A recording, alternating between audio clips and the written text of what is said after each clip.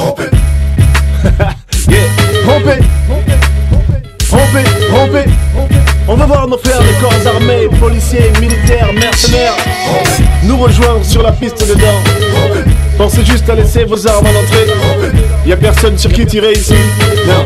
On va voir l'armée de Djouzé et Djazé. Mes respects mon général, prenez-moi en cours martial. Reprenez mon arme et mon crâne, mais je ne tirerai pas sur les miens des armes. Mes respects mon général, prenez-moi en cours martial. Reprenez mon arme et mon crâne, mais faites feu sur les miens. Ok, bien loin de la ville morte, personne ne dort, aujourd'hui encore on fonce. 2 mois après le décès du président Bongo, regardez quelle régression notre pays a connue au niveau de la pratique démocratique. Regardez quelle régression. Tout simplement parce qu'on se rend compte que certains faisaient semblant d'être des démocrates parce qu'ils avaient peur du président Bongo, qui lui était convaincu de la nécessité de la démocratie au Gabon et même d'une démocratie apaisée et consensuelle. À peine disparu, les vautours, là, les turiféraires du parti unique ont pensé que le moment était revenu de fermer la parenthèse démocratique et multipartite. Moi, je leur dis, on ne ferme pas la parenthèse, on part. Donc, mon travail n'est pas fini, je continue mon combat.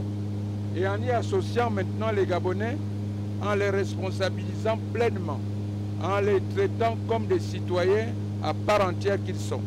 Et ce n'est que comme ça que l'on pourra garantir, qu'on pourra assurer la consolidation de la démocratie. Parce que la démocratie n'est défendue et faite que par des citoyens responsables, des citoyens sûrs de leurs droits, des citoyens connaissant leurs droits.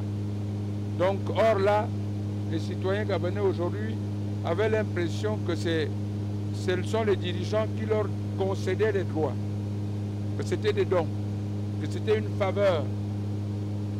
Les droits ne sont pas une faveur. Le droit à la santé, le droit au logement, le droit à l'éducation, le droit à la solidarité sociale, ça ne peut pas être des dons, des faveurs des gouvernants. Ce sont des droits constitutionnels que l'État doit assurer à tous les citoyens. On a besoin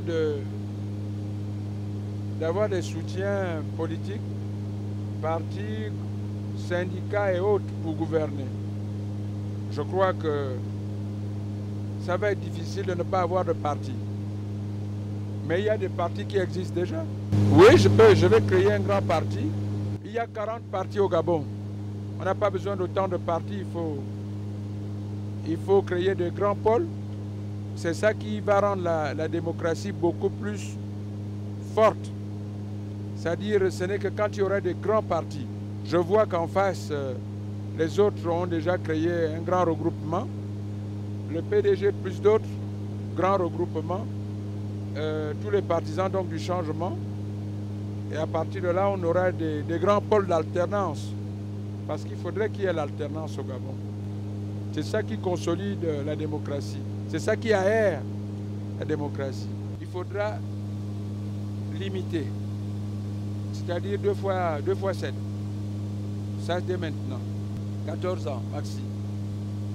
Ça, c'est la position de base. Il y en a qui pensent qu'il faut aller à 5 ans. Il y en a qui pensent qu'il faut aller à 4 ans.